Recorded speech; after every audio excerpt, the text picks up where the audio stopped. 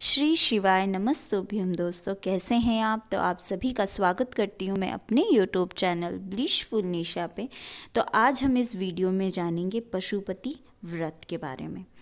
तो आइए हम इसका पहला नियम जानते हैं। पशुपति व्रत हम किसी भी सोमवार से शुरू कर सकते हैं।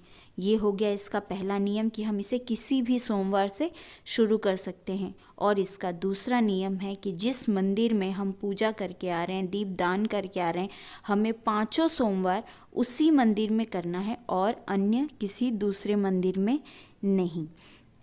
तीसरा नियम है कि अगर हमारा व्रत सोमवार के दिन है तो उसके एक दिन पहले से हमें ब्रह्मचर्य का पालन करना है।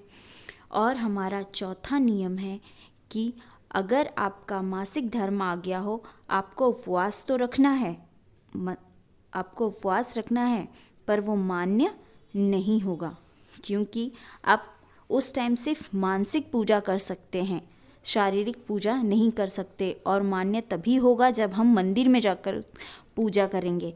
तो इसलिए आप जब आपका मासिक धर्म हो तो आप व्रत तो आपको रखना ही है, पर वो मान्य नहीं होगा। अगर आप उस समय सोमवार के दिन कोई अन्य उपवास आ जाता है तो आपको पशुपति व्रत छोड़कर आपको वो दूसरा उपवास करना होगा। आप सोचेंगे चलो ये उपवास भी हो गया और पशुपति व्रत भी हो गया। तो अगर इस तरीके से करेंगे तो आपको पूजा का, उपवास का कोई फल नहीं प्राप्त होगा, ये व्रत खंडित हो जाएगा। इसलिए अगर उस समय कोई दूसरा व्रत आ जाता है तो आप इसे छोड़ करके आप अगला सोमवार शुरू कर सकते हैं। तो पूजा की व्रत का सारा नियम मैंने आप लोगों को बता दिया है। ये कुछ छोटे छोटे से नियम हैं जिन्हें हमें पालन करना चाहिए। आइए जानते हैं कि सुबह हमें क्या ले जाना है। सुबह हमें बेलपत्री ले जानी है, फूल, चंदन और चना अमृत, लोटे में जल और एक दीप, ये सब ले जाकर हमें सुबह। और हाँ, जो थाली हम पूजा करके सुबह लेकर के आएंगे उसे हमें घर पे आने के बाद उसे साफ नहीं करना है। उसी तरीके से थाली उठा करके हमें ले जाना है शाम को भी।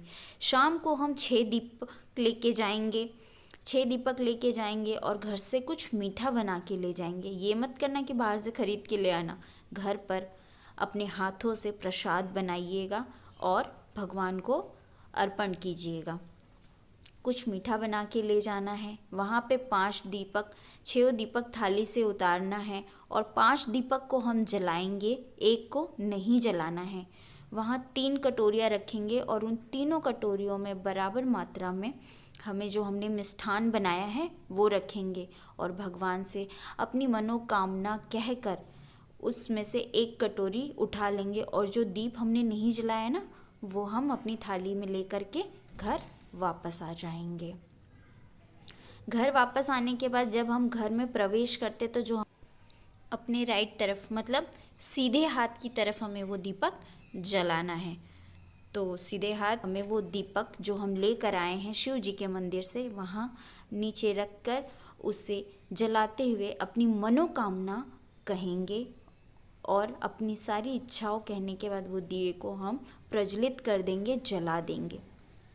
जलाने के बाद आप जब घर में प्रवेश करेंगे और जो आपने मीठा बनाया है वो मीठा घर में किसी को भी नहीं देना है, चाहे वो आपके बेटे हो, बेटी हो या पति हो, किसी को भी आपको वो मीठा मिष्ठान नहीं देना है। वो मिष्ठान सिर्फ और सिर्फ आप खाएंगे, तब जा कर के आपका एक सोमवार होगा। इसी तरीके से 4 सोमवार करके, 5 सोमवार करके अपने व्रत को पूर्ण करें और सभी नियम को ध्यान से सुने और बिल्कुल उसी नियम से इस व्रत को करें।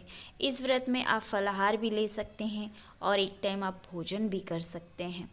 आप शाम को पूजा करके प्रसाद ग्रहण करने के बाद आप आराम से भोजन कर सकते हैं, परंतु ये ध्यान रखें कि उसमें लहसुन प्याज ना हो। अगर आप लोगों को ये वीडियो पसंद आया तो प्लीज़ इसे लाइक, सब्सक्राइब और शेयर ज़रूर करिएगा कि बाकी सभी को इन नियमों के बारे में पता चले और वह भी पशुपति व्रत बिना किसी विविधान के पूरा करें। श्री शिवाय नमस्तुभ्यम दोस्तों।